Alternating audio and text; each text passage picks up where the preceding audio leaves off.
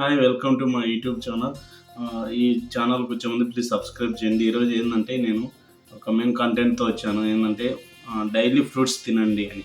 ఎందుకంటే నేను 4-5 డేస్ నుంచి ఓన్లీ ఫ్రూట్సే తింటున్నాను. Banana, apple, papaya, like rice పూర్తిగా బంద్ చేశాను. సో నేను వేరే ఉద్దేశంతో కొద్దిగా డైట్ ఫాలో అయ్యాను. చాలా హెల్తీగా ఉన్నాను. 5 డేస్ అయిందండి, అస్సలు రైస్ ఏం ముట్టలేదు.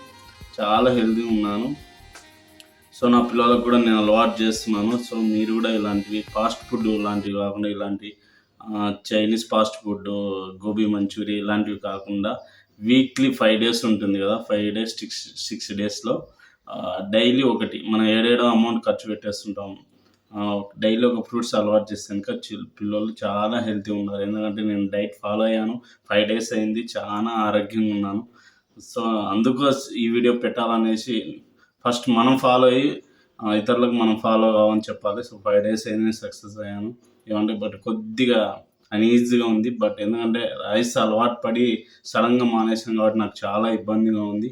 బట్ కానీ కొద్దిగా హెల్త్ పరంగా అయితే చాలా నిద్ర బాగా వస్తుంది, అన్నీ డైజెషన్ బాగా జరుగుతుంది. అలవాటు అయితే డైలీ ఫ్రూట్స్, రైస్ తగ్గించండి, పిల్లలకు ఫ్రూట్స్ పెట్టండి, ఫాస్ట్ ఫుడ్ 100% తగ్గించండి. కుర్కురే, స్నాక్స్ ఐటమ్ ఏమి జ్యూస్ లాంటివి లేకుండా only fruits weekly day for ఒకటి లెక్కన పిల్లలకు అలవాటు చేస్తే కనుక చాలా మంచిది. ఇది ఫాలో అవుతారని నేను ఆశిస్తున్నాను. జై హింద్.